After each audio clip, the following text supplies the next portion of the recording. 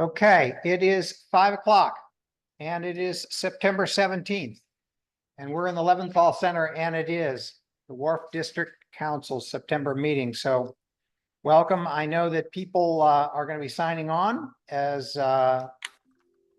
they can, but I remind everybody that we start exactly at 5 o'clock.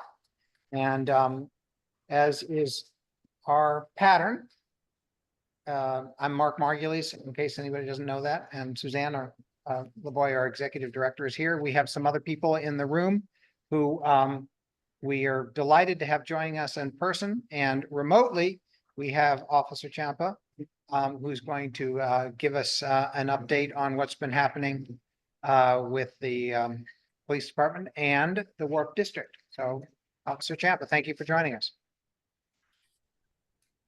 Hi, Mark. Thank you. Captain's on the call. Captain, is there anything you wanted to brief them with, or do you want me to take over and just give a little quick overview of the reports?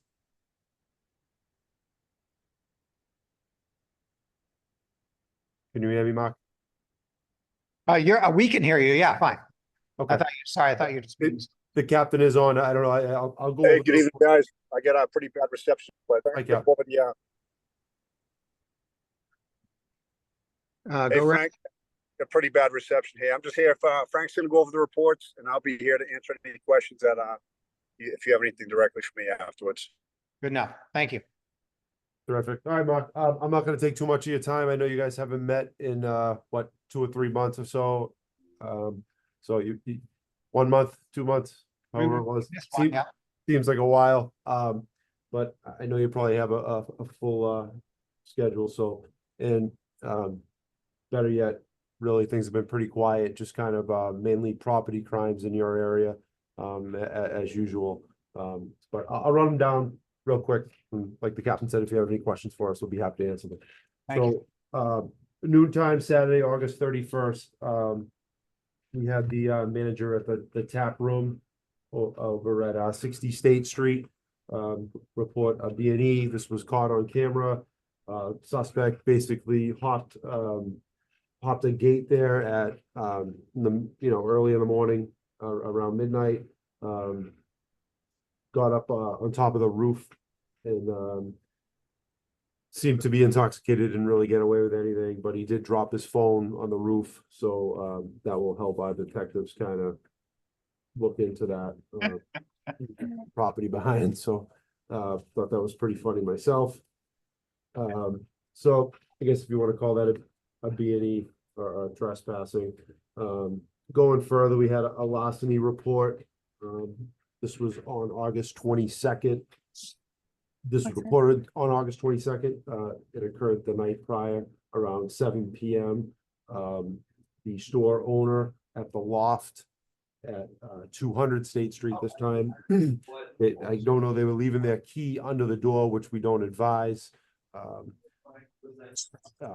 Kind of like a place where you could access it. It looks like someone was able to get that key and open the door and run through the business and take upwards to $1,700 worth of jackets. So, like we say, if you have a business or a home, just make it a little more difficult for these criminals to obtain access or break into your house or car. Don't leave things unlocked or keys visible. So that's what happened there. Then we had a vandalism on Tuesday, September 10th. The call came in for a vandalism. This was over on Kilby Street. We had an individual sitting in his car, and an emotionally disturbed person walked up to the car and smashed one of his windows, one of the rear windows. He calls 911. We show up, suspect still in the area with a witness. Speak with the suspect, and he wasn't making much sense, stating, "Oh, we thought there were children in the car and such." So really, not in the right state of mind. We got him medical attention. We got him off to the hospital. He did have some drugs on him, so he was summoned to court for malicious destruction of property and possession of Class A heroin. But like I said, not placed under arrest at the time. Best course of action there was kind of to take him up on the charges, but go get him the medical attention that he needed. The victim obviously filing a claim for the damage to his vehicle. Just a few more, and another guy, just kind of running down the street over on, High Street, High and Purchase, late at night. Well, middle, evening-ish. This was on August 31st, and he kicked over a guy's motorcycle who was standing outside of his motorcycle. We responded and were able to summons him to court for that as well, for the malicious destruction of property, vandalism of the property. Kind of unwarranted, just seems to have ran up and kicked it over. So, and then lastly, one other vandalism. This took place over at Tia's on August 27th, and person went back there, maybe a homeless type individual, not a customer. 1 a.m, manager was trying to lock up, started smashing flower pots and stuff, and kicked the door and broke the door and stuff. So just more vandalisms. That's really about it. That's something detectives will further have to investigate. Not much on it, but it did appear to be just like a homeless, intoxicated individual. My time here, 4 years up in this community service office, we have had some issues over in that Tia's area with the homeless kind of trying to sleep back there or break in and steal some alcohol. So it's just something to just look out for, especially winter coming, and really got to make sure that we don't have people sleeping outside. We don't have to, but other than that, like I said, it's just mainly property crimes over the past month or so. Well, that's wonderfully quiet. I'm sure there are other neighborhoods that keep you much busier, and we are happy to have it that way. It's been a great summer. For what we've had, for numbers and the events and everything, like it really has been a great summer. So hope to just continue moving forward. Excellent. Great. But thank you. Like I said, any questions for myself or the captain, just let us know. Any questions? Yeah. I have a question. Over the past few weeks, we have seen large numbers of people on bicycles and also runners, mainly around dusk. They look like they may belong to clubs or something. Like last week, there must have been over 100 runners. It was very well organized, and they were running, and they had people at the beginning and in the middle and in the end managing the group. But if they're coming, I assume they think they're using the Harbor Walk, but they're going across Harbor Towers property, and because the group is so thick, it's kind of dangerous for children and people with dogs, walking dogs, and this also applies to these bicycle groups. Is this something that the police are notified? Or do these people have to have a permit to do this? How large is this? Captain, do you want to chime in on this? Do you know anything about this specifically? I don't know specifically what's going on, but people just walking in groups on the sidewalk or wherever, no, they do not need a permit. If they're trying to shut down a section of the street or anything such as that, they'd have to apply for a permit and occupancy if they want to stay in the sidewalk and occupy it. But if they're just transiting and keeping it moving, no, they do not need permits. I think the challenge is that the Harbor Walk, in and of itself, is fine, except in certain spots, it's crossing places where there's high pedestrian traffic. And I'm not saying they shouldn't do it, but it would be nice to be aware that they were going to come through at a certain time, so that you don't have people like plastered against walls with their pets as all these people run by.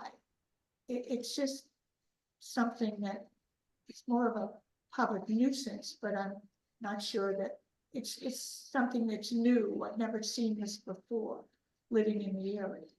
If they notified us, we could absolutely notify you, but we're not often notified. If there's no permit pulled, we would not be aware as well. So it's the first I'm hearing about it. Okay, it's not that they're doing anything wrong, it's just that the numbers are so large that it's creating a wall of people or a wall of bicycles. All right, So I think I know what you're talking about. I think it's Midnight Runners. They ballooned a lot. I've run with them before, so I've been guilty of this. Usually it's Tuesdays at 7 p.m. They used to run on the Esplanade a lot more, but recently they've been doing the harbor and seaport more, because they've had issues also with safety and along the Esplanade and Boston area. So they're kind of struggling since the group has grown to find an actual decent route where 200 people can stampede through. It's kind of difficult. It's called Midnight Runners. Yeah, Midnight Runners, they run at midnight once a year. Assume they have a website or something. They have a website. All right. Why don't I we- know one of the organizers, like. some of them. it's not that we're against it, it's just Yeah, that just if giving we it notice. know when they're going to be there, we can let people know in the buildings Yeah. that there will be a large group. Yeah, I think it's every Tuesday, 7 p.m. is when they start, somewhere in the downtown area. Also, they kind of mix it up, location wise. Good. And then usually they'll go out and back, so sometime Tuesday evening, so I think tonight. And the weather's been so nice too that. Yeah. It'll get better. Yeah. Once it cools down. All right, where we- good. We will, we'll check that out. Thank you. Yeah. I also just Thanks for offer that information. a word of thanks, not only for being responsive to calls that come in, but for those that get out and walk the neighborhood, walk the beat, you know, when officers come by and check in at Longworth at the landing, make acquaintance with, you know, Giuseppe and Mike Iapika and our different managers down there. It's really helpful just to have that occasional presence of just walking by, and we really appreciate that. So thank you for that as well. Absolutely. All right, thank you again. We are pleased to have with us Alex Richmond, and Alex is the brains behind the Climate Beacon Conference for the second year. And let's see if this will do what it's supposed to do. Try that. Alex, why don't you tell us about it? And Yeah. Well, thanks, Mark, Suzanne, for having me here. Some friendly faces from a long time ago and more currently. And I see some names on there that are part of our steering committee up on the Zoom, so it's good to be here. Mark, I hate to put you in this position, but I'll just, mention some of the slides that are coming up. If that's yeah. So we started Climate Beacon about 2 years ago. I'm happy to share any of this information with people that want to see it. The basic belief behind starting it was that there's really on a daily, weekly, monthly basis, leaders and decision makers who are constantly trying to wrap their heads around how they manage, how they make decisions, and how they scale up as rapidly as possible when it comes to climate change, sustainability at their companies, in their communities, at their university campuses, hospital campuses, so on and so forth. What we knew was that there are practitioners all over the world, many of them based here at home, in universities, technology companies, energy companies, and elsewhere, who are actively working to create solutions that they can scale as quickly as possible, and that, hopefully can save the world down the road. But a lot of these people needed a significant, platform for them to be exposed to this. And when we talk about this, we're talking about mayors, we're talking about municipal officials, we're talking about sustainability leaders at companies and at universities. What we wanted to do was really expose those individuals, as well as students and others, to those practitioners that could help them wrap their heads around what's next. So we dubbed them the can-doers, and this is our second year conference. So a couple of our partners you can see here. I'll run through this fairly quickly.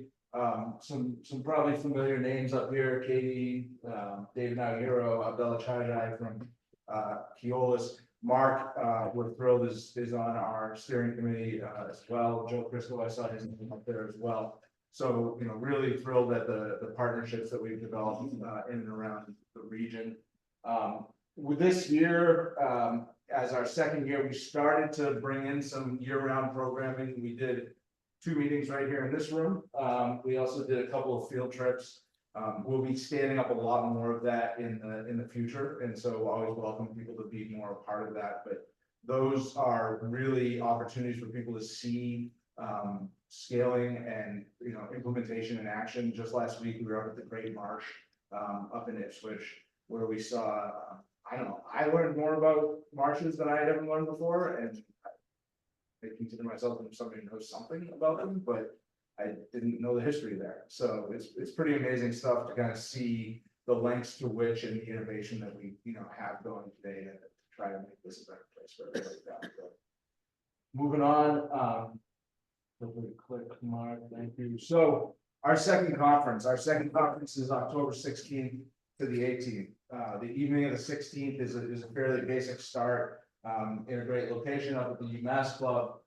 Really excited to be up there. We'll have a big reception, 400 or so people up there, Senator Markey and others stopping by to be part of that. And then we're down the road here at the BSA, and we're really thrilled to be there. Some of you probably know we were at the New England Aquarium last year. The aquarium, phenomenal partners of ours, continue to be phenomenal partners. What we heard from our audience was that they really wanted space where they could break out into smaller meetings than the aquarium made possible for that. So the BSA combined with the community space that they have there is really kind of the next iteration of what we're doing. Our co-hosts, you see them up here. This is the year 2 group. Looks a little bit like the year 1 group plus a couple others. But we're thrilled to have most of the significant public leaders in the region supporting the effort, and pretty much all of them nailed down for when they're going to speak and what they're going to do. But that's what they do. So we're trying. Mark, you can move on. This is our steering committee. Again, a lot of familiar names to everybody in this room and everybody on the Zoom. But this is really the group that helps drive what we're talking about at the conference and where our focus will be. And once we have that focus and that content, really helping us build out the program. So what are we talking about? Well, these are 4 broad topics, but really our track programming is built around that this year. October 17th and 18th, this is what we'll spend about 6 or 7 hours over those 2 days focusing on. So building better, really focused on how we decarbonize and fortify existing building stock. Not so much focused on new buildings, really looking at the massive challenge that is how we overcome, retrofitting and reusing existing buildings. Powering better, almost entirely focused on how we create a better energy ecosystem, one more prepared for the renewable energy that we need to move in the future. Adapting better, something this group obviously is intimately familiar with, but really looking at how we can create healthier, more livable communities through adaptation measures and how we move as quickly as possible with those efforts. And then finally, moving better, focused on how different places need different solutions. So how any place that needs to implement multimodal solutions can really use those solutions to create a more resilient system, in turn giving their communities a lot more pride and dignity in how they move around. Here's what we're doing. These are really the programs that we have. Our Harborside stage is our main stage. We have a big area in the Salt Gallery over at the BSA where we're going to have some coffee and local food, some partnership we have with Mass Art and UMass Boston and a couple of art organizations over there. So, some really good opportunities for people to interact and learn. The solution sessions, these are sessions that are going to go throughout the tracks, but also have some more focused sessions. We have about 30 sessions over 2 days, about 80 speakers. So it's a busy schedule. Oops, sorry, I doubled up on that one. Give you a sense of what you see on the main stage, and this is something that's still in the works, but the 17th in the morning, we have Mayor Wu combined with Susan Goldberg from GBH. They will be having a one-on-one, what we call Harborside chat in this case. In the afternoon on the 17th, we have a session called Corporate Can-Doers, focused entirely on how corporations can be part of the solution, what it looks like for corporations of every size to kind of start their transition into more sustainable companies. And then finally, on the 18th in the morning, this one's still a little bit in the works, but we're working with Attorney General Campbell's office, UMass Boston, and a few others to put together a session pretty much entirely focused on how you use engagement of communities to better move projects along, implement them cheaper, faster, more equitably. I mentioned Climate Commons space. That's our kind of common, our lounge space, if you will, open space. Here's a couple of those partners. Mark, we can move through this a little bit quickly. I won't go into detail here, but as you see, Wednesday the 16th, we're kicking off. We have a couple of field trips in the afternoon. We go over to UMass Club that evening, still putting on some potential evening activities.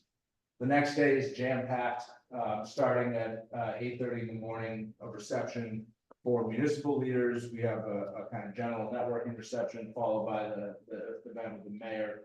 Moving throughout the day, we have a variety of different programming, including from 4 o'clock to 6:30, when we are planning to do some programming with Mark and others, hopefully on the Wharf District. Yeah, we're gonna be talking, we're a co-sponsor of this event, and so we're gonna be presenting our climate resilience conceptual master plan at that point. What we're trying to do in that evening is actually provide people opportunities where there's kind of a crossover between these topics that we're talking about. So this is a prime example of, where you have partnership that has led to successful models that people can understand. Other topics we're covering in that, just to give you a sense of, what that might look like. We're going to talk about how schools can start to set the example for municipal buildings. We're going to talk about how hospitals should be centers of resilience in communities, and anchor for better health and safety in those places. We're going to talk about other just kind of issues that cross over those 4 categories. And then the next day, Friday, a pretty exciting morning. I mentioned the Attorney General. We're also going to hear from a lot of smaller organizations that most people have never heard of, but that are doing really, really impactful work, where they're really looking for progress. They're not looking to stop progress in its tracks. These are organizations in environmental justice communities. These are organizations that are building community through the scaling of these solutions, across the board of our different issues. And so we're going to spend about 3 hours digging in to give people a sense of what it really looks like to engage a community in a successful model. Those are the crossovers. I think probably we're coming to the end here. Some of our speakers, feel free to check out our website. I can also send this to everybody. We have a great lineup. Some of these names are probably familiar to you all. Some of them are not even from here or this country, and that's what we like. We really see this as an opportunity for people to focus on these goals that we have here, use that as a catalyst for discussion, but be influenced from people from all over. Some of our sponsors, again, a lot of familiar names there. Many of them right here. And then, like I said, we are developing a lot of global partnerships, so we have more and more of those developing. That's it. Happy to answer questions. I think the real question would be, how do people sign up?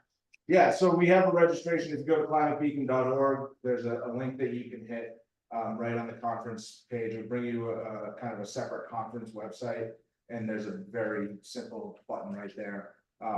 With your association with Wharf District Council, we're happy to provide some complimentary tickets there, and there is a link for that. So feel free to put yourself in from your own organization or from Wharf District Council, and certainly qualifies as a small community organization. Right. I'd just like to, first of all, give Alex tremendous commendations for the way he has pulled together, I think, what's going to be a really superb conference and sharing of information between people who all are interested in this really important topic. I'm honored to be that on our behalf to be a part of this, and I encourage anybody who possibly can to sign up and go for any part of this that you can. I went to a conference that Lou's invited me to last year. And I'm still tingling from the things that I learned and the excitement of what other people are doing that perhaps we can emulate in some way. So I think it's just going to be a great event. Thank you. Happy to answer questions now or talk to people in the future. So Alex, if someone did want to sign up and they go to the website and get tickets, would they have the option of selecting where they would like to go? I know you have. Yeah, so several then, things. that will be coming out in a couple of weeks. Like you'll, if you've registered, you'll get a, an email asking you, what sessions you want to attend. And can I just ask, I mean, this is the second year of this conference, like, what was the impetus for this? And is it modeled after other conferences that you've experienced, or how did it come about? So it's a little, we try to model it a little bit after some learnings that we have. There's definitely, certain conferences, we haven't yet, to the, kind of the nature of a startup, been able to, gallivant all over the world and look for conferences. But there are some that, like some of our steering committee members and others have, kind of brought into our fold. We'll try to emulate things like the Urban Futures Conference in Europe, and others that, we kind of recognize in ourselves a little bit of what they're trying to do with their audience and kind of the impact they're trying to have. The impetus, quite frankly, was that I was working on a trip with the Alliance for Business Leadership that we were running. I was working with that organization as a senior advisor. Bar Foundation and UMass were partners of ours in an effort to bring business leaders from here over to Denmark, and to better gain an understanding for those business leaders what it took for private industry to be part of this massive green transition that they are the world leaders in over there. And what I realized, all due respect to my good friends and our good friends at the Bar Foundation, was that this was insanely expensive to bring 20 people over to Denmark once a year, right? And that, Boston has its own convening power, Massachusetts has its own convening power. We weren't actively really convening as a region around this topic. And so, we kind of started looking at, well, what would it take to do this? Is there value there? Is there a demand for it? The first big step for us, frankly, was the public sector leadership. Mayor Wu is certainly an exciting leader on these issues. And so when we went to talk to her, real desire was, listen, let's keep it solution focused. We're not talking about the problem. We know the problem.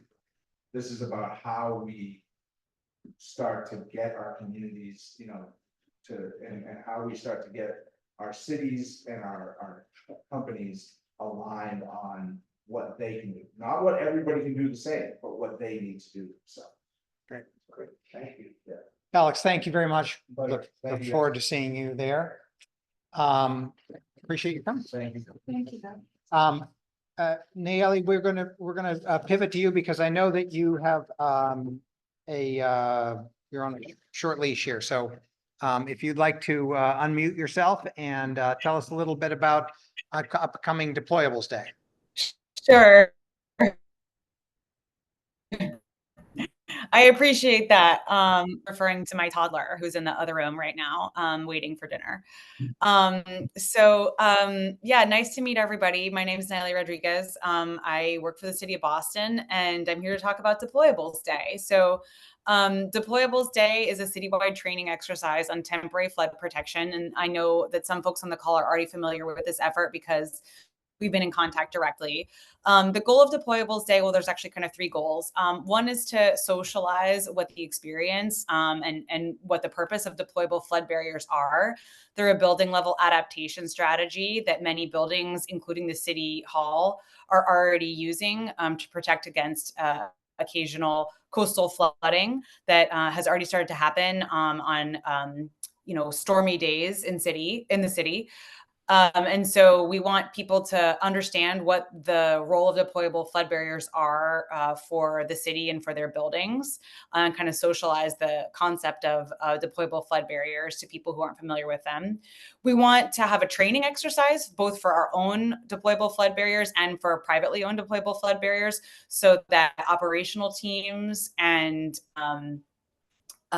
planning teams and building owners have the chance to familiarize new staff, update their standard operating procedures, and make sure that their deployable flood barriers are in good working order. And the city wants to lead by example and performing that training exercise ourselves. And we want to give people, residents, building owners, building managers, anybody who's interested, access to vendors and builders of deployable flood barriers through a resource fair that we're hosting at Faneuil Hall and City Hall Plaza, so that folks who learn about deployable flood barriers through our Deployables Day and who are interested in maybe exploring those for their own buildings have access to people with whom they can start those conversations. So we want people to experience, learn, and then also visit and explore further.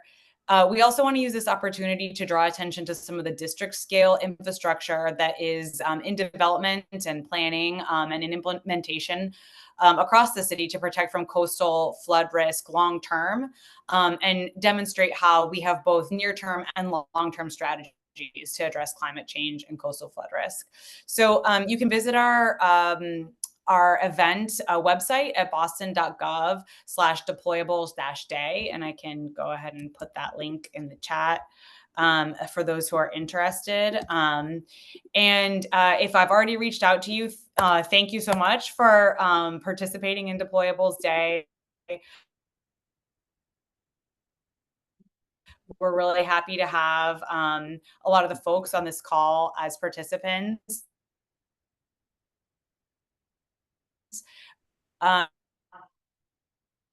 And if your build, especially if you're interested in, and if you have any questions, I can answer any questions that you might have. The last thing I'll mention is that Chief Sweat and Chris Osgood, our director of the Office of Climate Resilience, will be leading a lunchtime tour of some of the downtown deployables so that people can get up close and see what they look like, and hear what they have to say about the role that those resources are playing in the city. And that'll be leaving from the Congress Street entrance of City Hall at noon on Friday, September 27th.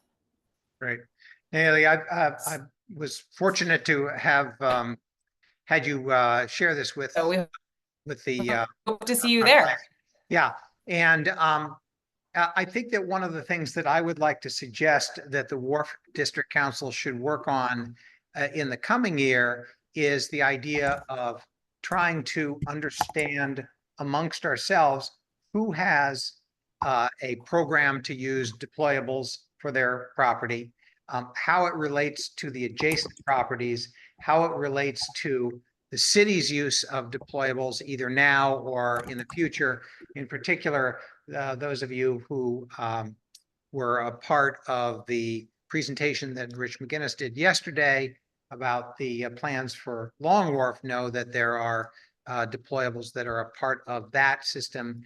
And as Nayeli said, that there's the whole question about how we think about the short-term approach to district-wide resilience, and other than just trying to protect the individual buildings, how can deployables be a part of that? So we would like to take your leadership and jump on that bandwagon and see what we can do in the coming year to try to coordinate our own membership. Questions for Nayeli? Did I pronounce that correctly? Yeah. Questions about Deployable Day? I have a question. What time is it? What time does it start? I don't know if she... Can you, So different buildings had on their, oh, go ahead. you got it.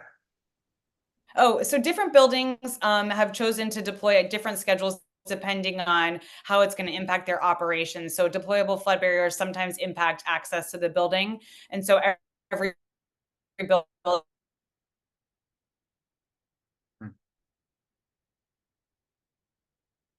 kind of had to make that call for themselves.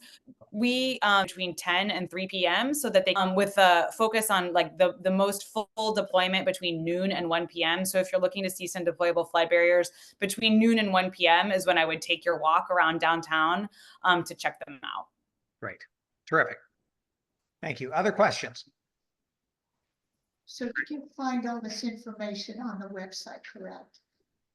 Yes. Yes. Yeah. And they don't have to pre-register, they can just go, you can just walk up there.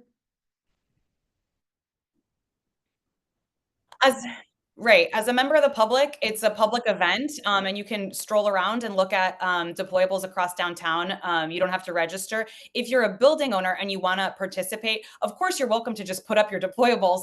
You just won't be included in any of our signage unless you get in touch, and you can still do that by emailing me, and then we can include you in some of the signage that we're going to be deploying on the day. Great. Joe Christo. Thanks, Mark. Nayeli, always good to see you. Great presentation too, Alex. Looking forward to the conference and Deployables Day. Just also wanted to cite that, I guess kind of related to Deployables Day, but the Stone Living Lab is launching our fall Wicked High Tide series again this Friday. I'll drop a link in the chat for more information on how to register, but it's going to be right at Long Wharf. So we'll certainly be referencing, Mark, the Long Wharf plan that Rich presented on, and Deployables Day, and some of those deployables actually may need to be deployed this coming Friday with those high tides. So is Friday King Tide? It is, yeah, Friday and Saturday. So I'll drop a link in the chat to our events around that to bring and build awareness about those issues. Right. And free stand-up paddle boards for everyone, right? Exactly. Always want to be safe. Very good. Great. Thank you, Nayeli, and we'll look forward to seeing you out there. My pleasure. Look forward to seeing you too. And anybody feel free to get in touch with me directly if you have any other questions or suggestions. Yeah, we're looking for any and all participants for this year because we're hoping it becomes an annual event. Yep. Thanks for having me. Thanks. Thank you. Okay, we are going to have a presentation by Emily Ediger about what Boston Properties has going for its summer program, I believe. Emily, do I need to let you share? I think I do. Oops, no, that's not the right one. Yes, all right. please. All right, perhaps you can share now. Let's try it. Yes, looks good. We're not seeing it yet. All right, I'm clicking share.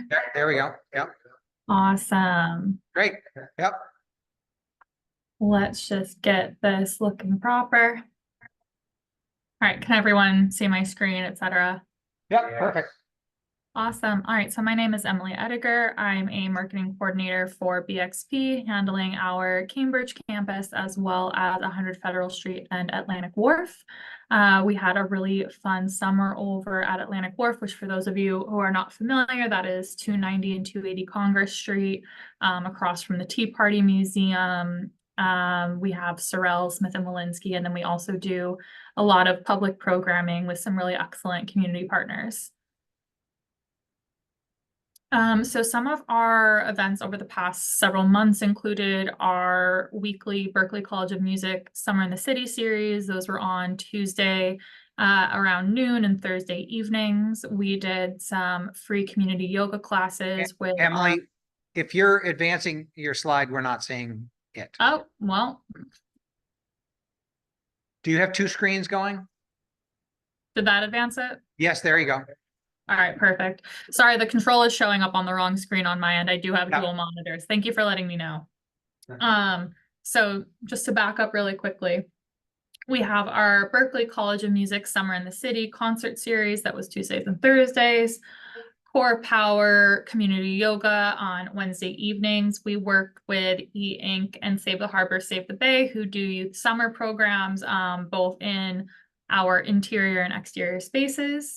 We work with the Fort Point Arts Community, or FPAC, for currently 3, but we're hoping for 4 exhibits a year in our gallery space. We also did some pop-ups both with in conjunction with the BSA's programming, a Women's History Month exhibit earlier this year. We do Kids Build every year, and I think we're preparing for construction in the next couple months. We also had our Atlantic Wharf Summer Bash where we work with Aphrodisia City, and that just happened last month. And then looking ahead to what we have for the remainder of 2024, we do have FPAC's final exhibit going in, currently planned for October 9th. Our fall festival, which will be a Kids and Family Day, will be on October 12th, details to come. And then as noted in the agenda for this meeting, we are currently on like the final home stretch of updating our Fort Point room. It's being relocated from the 2nd floor space at 290 to the 1st floor. I've included a couple renderings of what we're looking, what it will look like, and hopefully some programming that we'll have in there. So if you have any community organizations, nonprofits who are looking for a space to use for their meetings, their programming, their events, please have them reach out to me. I've included my email here. We're always looking for people who are hoping to activate in this space like this. And then we have some really fun holiday programming coming up. If you guys haven't seen the BSA's gingerbread exhibition, I highly recommend it. It smells delicious and it's always very, very fun. Some really creative pieces that represent what Boston's about, as well as other things around Massachusetts. We also take part in Boston Harbor Now's annual ice sculpture stroll. Some of you might have seen the pieces that are around the Harbor Walk last year. We had some polar bears, we've done penguins, also some other fun things at other properties around Boston. And then just a bit of a shameless plug at the end here. We do have a newsletter that we're currently trying to do quarterly, sharing what's going on both at Atlantic Wharf as well as other things in our harbor area. So stuff that's going on the Greenway as well. If you scan the QR code there, you can subscribe. And sorry, that was a little brief update, but I'm happy to go back to look at the renderings of the Fort Point room or answer any questions. Well, it's great. We are so pleased to have Boston Properties as one of our newest members. Thank you, Matthew, for reaching out to the membership committee, and great job that they're doing. And it's great to have better information for all of our members about things that are going on. You have such an active program and an important part of the community, and so welcome and thank you very much for all that you're doing there. Yeah, of course. Questions for Emily from anybody here? One of the things that strikes me is that you have a lot of activities, and obviously I see Chris Cook, the Greenway has lots of activities, and we struggle to somehow find a way to have a community calendar, which would be, it's great that everybody has their own calendar, but wouldn't it be wonderful if we could somehow have one where you could go there and find out all the things that are going on in the area? Yeah, it's definitely, it's something that we benefit from here in our Cambridge portfolio. The Kendall Square Alliance does do something that you're kind of similar to what you're describing for the Cambridge area, but it does take some legwork on their part as well as ours. We meet pretty regularly to share what we have going on, because we do a lot of public programming here in Cambridge as well. Emily, maybe you could share with us the mechanism for making that happen in Cambridge, if you have some point of contact there, so that we can talk about it, because I think that, that's the sort of thing I believe that the Wharf District Council should and could and should do to coordinate the information from lots of different sources. I know that, the Boston Harbor Hotel does the same thing. I'm sure the Intercontinental does, and so yeah, everybody is doing their own thing. Wouldn't it be great? Because my grandkids are coming this weekend we're babysitting and we're like, oh my God, we gotta find things to do with them.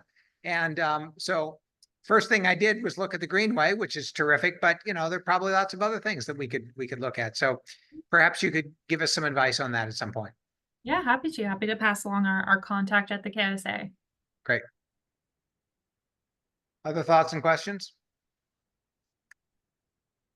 Great. Emily, thank you very much. And once again, welcome to the Wharf District Council. Of course. Thank you for having us.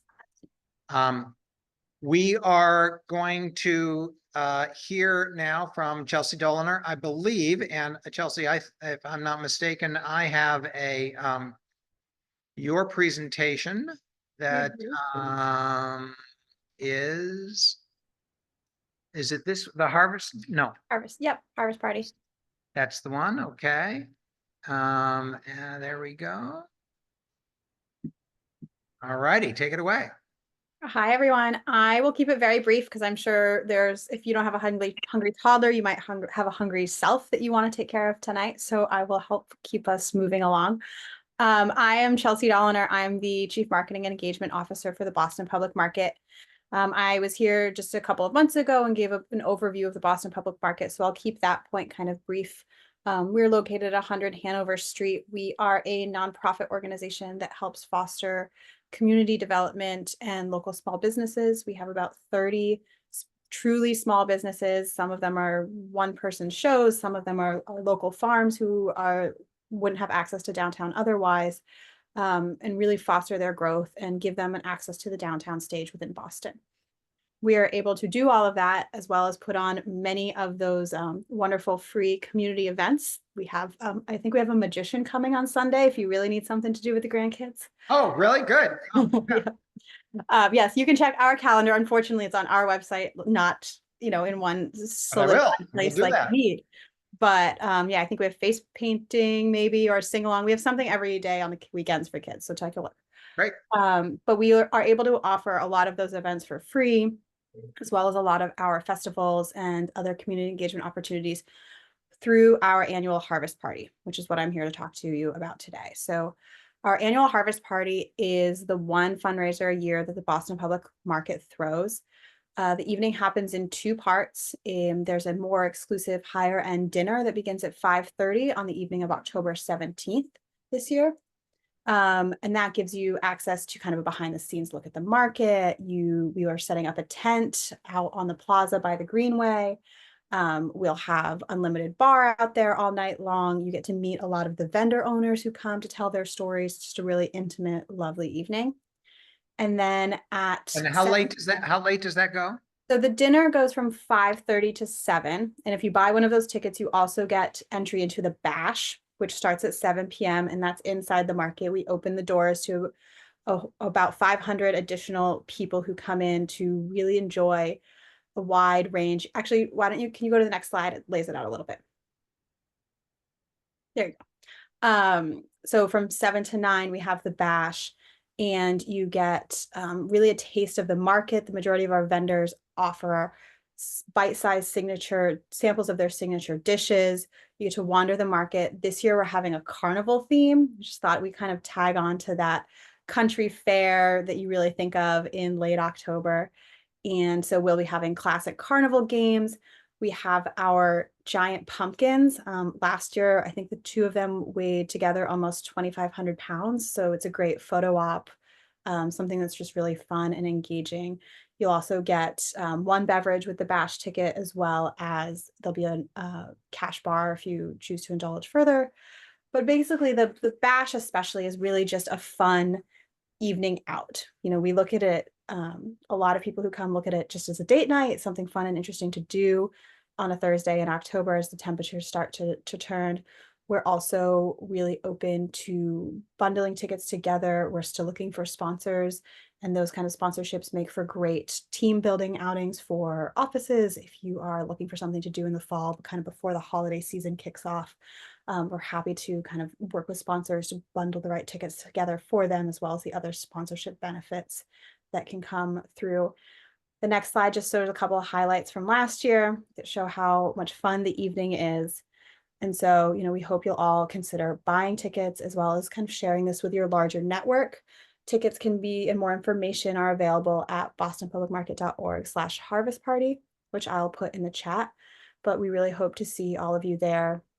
Like I started off, this is our only fundraising event of the year, and it really helps us to keep our doors open and do all of the great work that the mission of the market is dedicated to fostering. And so, you know, support from the community is so important, and we will see you, I hope all of you, on October 17th. Great. Chelsea, you should touch base with Alex Richmond about, you know, making sure that the attendees at the conference, which is, I don't think it has necessarily things planned for the later evening on Thursday the 17th. Oh, great. So reach out to Alex, because there might be some synergy there. Great, absolutely. Chelsea, if folks don't purchase a ticket on the internet for Bash, can they walk in and buy a ticket at the door? They definitely can. I will admit it tends to get a little hectic right at the time when we open the doors, because everyone wants to be in there right at 7 p.m. to make the most of it. And so you might find yourself shuffling in a little bit of a line while we get through the people that do have the tickets. But we do actually leave the Bash tickets for sale open up until just like 15 or 20 minutes before the Bash kicks off at 7. So even if it's a last minute decision, that's still an option as well. Great. Thank you very much. Any other questions? Great. Sounds like a party. Great. Thank you all so much. We hope to see you there.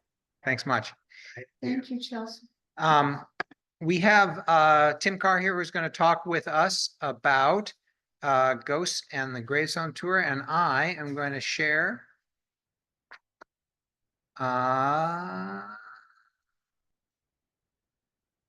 there. Where did it go?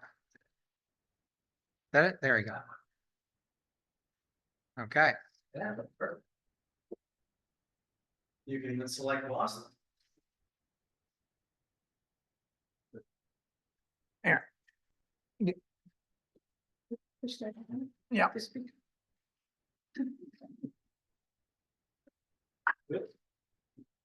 So Before we get started, I highly recommend this. Yeah. This is the funnest thing in the world. Thanks. So, yeah, hi, everybody. My name is Tim Carr. I'm the general manager of Old Town Trolley Tours. We do operate, what I have to say is probably the greatest performance piece that I've ever been a part of in my career. This is how I started, so I do have, it's very close to my heart, literally, and right now. But it is, so Ghosts and Gravestones is the product that some of you may have even seen our trolleys on the Greenway for their touch a truck events that they've had on there before. You've probably seen them going through the North End and around the State Street and everything like that. It is not a haunted house type of an experience. It is theatrical. It is a lot of the history of the city itself, some of the things that have happened, the famous things that have happened, the infamous things that have happened. And we try to do it in a fun and entertaining way, of course. The real big point to this is that we are the only tour that can get our guests inside the burying grounds, so that they can see everything that we're actually talking about. They can see the dates on the headstones. They can see the musket ball ricochets up on some of the headstones in the Coxwell burying ground up in the North End. With that, we have a wonderful relationship with the National Park Service, because a portion of each of the tickets from each of those guests goes to the preservation of those burying grounds. So we work closely with the city, their Parks Department, as well as some of the areas that we go with the National Parks Department as well. So that's a really big thing that we love to tell all of the guests, that they're actually going to the preservation. So one of the things that I do want to put out there is a new product that we're actually starting right now, that we could certainly use everyone's help with in gaining some data from it, how it's all working, is our night walk tool. So you can just follow along on Ghosts and Gravestones. There's a subsect to it that is all about night walk. And the night walk is exactly that. It's a walk at night.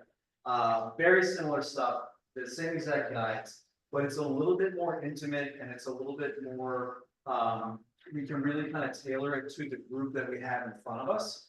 And we actually get to spend more time in the burying grounds talking history. And we actually had one of our guides come back the other night and they spoke more about how they were leaning more on the history of everything that's been happening in the city and those burying grounds more than, you know, some of the spookier kind of stuff, just because that's how the group led. So this is something that has been on the shelf for a number of years, and we're super excited to get it actually started. And it has come really to the forefront because of something that we've discussed many, many times here, the traffic in the city. So our normal trolley, the Ghosts and Gravestones tour, which is part trolley and part walking, is supposed to be about 90 minutes. Sometimes in June and July, and even sometimes in the most recent August, it's been 2.5 hours, Wow. 2 hours and 15 minutes, stuff like that, which just is not really enjoyable for you know, people.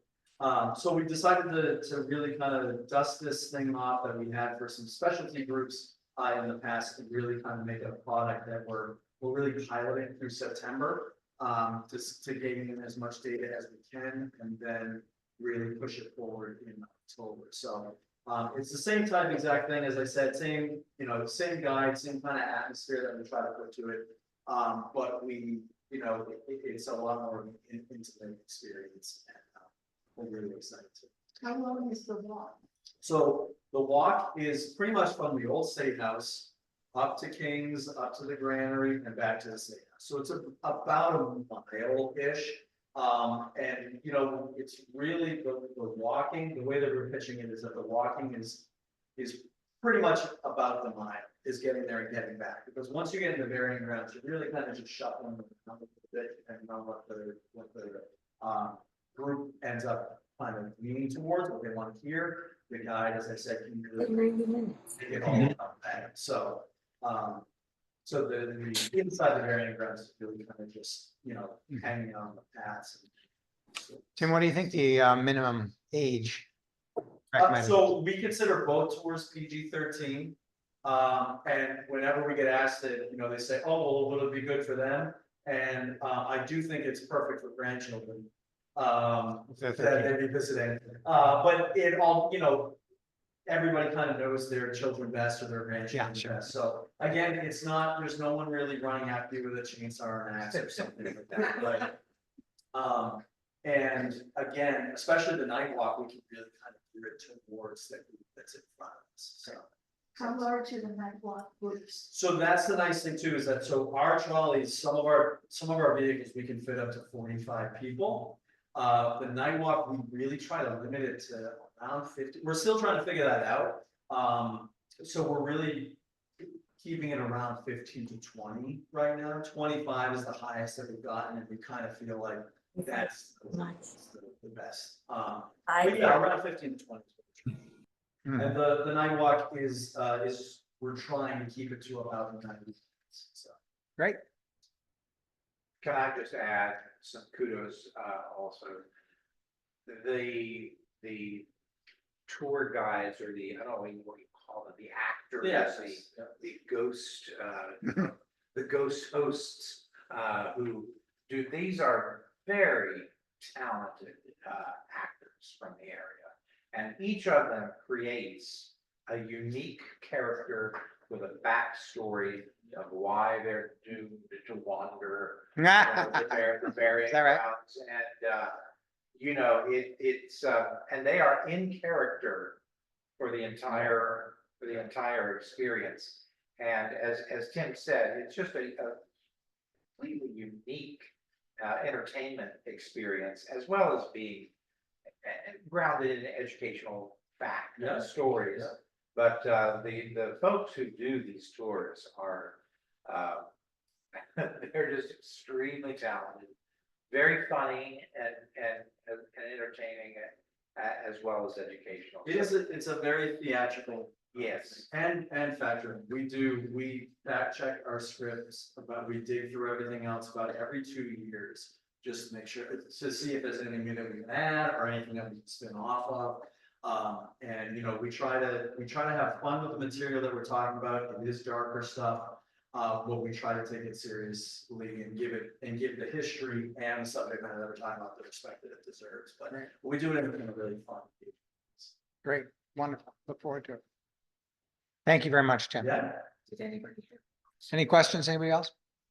Has anybody on the Zoom call actually taken the Ghost and Gravestones tour? If you have, raise your hand. I'm just curious to know if anybody on the call has taken the tour before. Oh, Sierra has. Oh, there we go. Yeah, I did like a while ago. I was like in middle school, high school, so it's been quite some time, but it was awesome. Yeah, great. We'll look forward to it. Yeah. Thanks again, Tim. All right, just as a wrap up here, a couple of things to mention. On yesterday, we had a presentation, as I mentioned. Rich McGinnis told us all about their plans for the long Wharf, and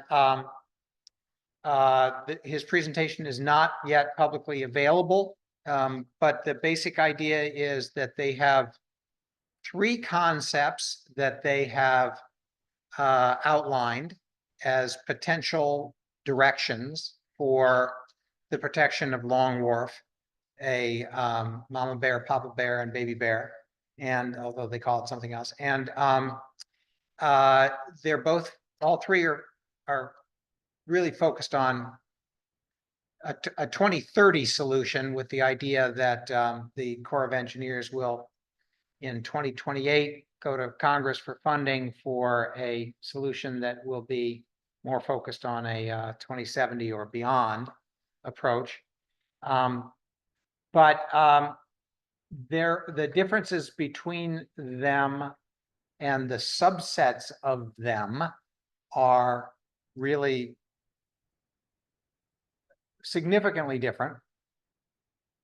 And they're still open to lots of discussion and searching for funding and some more engineering. So it's a step along the way, but it's something or other that I'm happy that we were able to hear about, and that we are going to want to be further engaged with, because they haven't decided what the best approach is yet, and I'm sure that we will have feelings about it. So there's more study required. There's more presentations and conversation. It's a step along the way, and they are about to take engage another consulting group through another RFP to figure out how to actually implement it. So in the meantime, they are sending out an RFP for more engineering to study the condition of the existing seawall on the north side. So it's an ongoing thing. Don't look for any construction to start there anytime soon, I don't think. The other thing, Mark, they did mention that the closest thing in the pipeline is a reimagining of Christopher Columbus Indigenous Peoples Park. And I think they said that would be the next practical thing that they would. Well, I think the Park Service is actually doing that, not the planning department. Right, that is. And they want to coordinate with them. scheduled Yeah. To be completely renovated, so Yeah. they're gonna fold that into the renovation. The other thing that was interesting about it, the 3 frameworks or different plans, one is called acupuncture, one is called SIP, and the other one's called the Big Splash. Yes, mama bear and papa bear. Yes. And one of the interesting things was that the individual elements within each of those categories, there could be some mixing and matching. There could be some combinations of different elements from those plans. So it was a very thorough and well. Yeah, it looked at absolutely every possibility. I thought probably the most surprising and fascinating thing to contemplate was the idea of the city somehow taking ownership of the chart house building and raising it so that it would be at a protected elevation, and then having that building become the ticket office and the offices and so forth and so on for some of the harbor transportation infrastructure. So there are a lot of ideas there, a lot of ideas. And how they get boiled down into something actionable is still an open question. Unfortunately, we don't have any drawings. We have no slides. Right, they weren't ready to. They're not ready to share. Right. Matt, give me a call when you can. I'll give you some more info. And- I would just like to add that this King High Tide that's coming up, and maybe Joe, Christo, or somebody else can give us a little bit more information, but if you were around at the last giant high tide, you know that water went all the way up Rose Wharf to the Greenway. And if you want to see buildings employing the deployables, that is a perfect time to see the MBTA put their deployables up, the State Street building where legal is, because that water is going to come right up the street. And I know the Greenway has a system in place that also is protecting the fountain from this type of tide situation. So it's here now. Yeah. It'd be great to see how we deal with that. And just one note, the forecast for Friday is looking a little bit unsure. We may be getting some much needed rain, but we always want to make sure that we're keeping those events safe. So if there's ever a storm watch or storm warning, we just cancel it and make sure to not want to encourage people to be going out when the conditions can be getting a little bit dodgy down there. So please keep an eye on the website and the weather forecast for anytime those events are scheduled. Yeah, for sure. Thank you. And then lastly, on the 27th, we are going to be have the Climate Resilience Task Force is going to be having a presentation by the O'Neill and Associates, who have prepared a strategic plan for us. And I think it will be a very substantive conversation about what they've done is they put together a summary of the entire sort of landscape of city, state, and federal entities that are going to be involved in a climate resilience effort, and how we can imagine our role with them in making something happen, what's required to keep us engaged and to have a seat at the table, and to properly define how we can be of value. So that's happening at 10 o'clock on the 27th. And I think, for those of you who've seen the early draft of what they put together, I think this is going to be an important thing for us in terms of us figuring out where we're going to go. So I really encourage people who are interested in that to join in. Thanks, Mark. Can you hear me okay? It's Chris. Yes, Chris. Yeah, thanks. Hi, everybody. Just want to say hi. It's Chris Tracy. I'm a vice president for O'Neill and Associates. My colleague, Megan Hall, who is with our sister company, 7 Letter, is on as well, too. They are our PR wing. We look forward to presenting on the 27th. And this has been really interesting hearing this tonight and yesterday with Rich. I think it's cool that you guys have so many events coming up. It's very topical. And we look forward to a discussion on the 27th. Thank you all. Great. Thank you very much, Chris. Any questions? Anybody else? Charlie, thank you for joining us. What's going on with the Children's Museum these days? We just switched over from being 7 days a week over July and August back to Wednesday through Sunday Ah. now. And we had countdown to kindergarten last on the 6th, Friday the 6th for BPS and kids going to kindergarten, Boston Public Schools. And we're headed towards Superheroes Weekend. I think the 27th and 28th. Oh, really? And then our Halloween dash and spooktacular and all of those things that'll come up in October. But on the climate side of things, we're participating in the deployables-day. Oh, good. Trying to keep track of everything that you all are up to. I know that Mike came to the Zoom Mhm. yesterday, and Good. hopefully somebody will be on the Zoom on the 27th. Great. Yeah, great. But lots going on. Great. Yeah. So is this information on the website? Yes, it is. And we keep a calendar of events.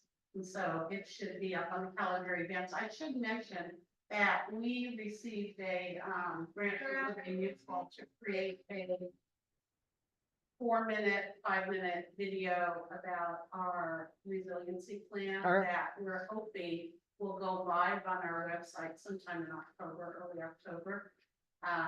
That will be very helpful for us. Sure. In terms of, but it will also be useful for other people to understand what we're up to.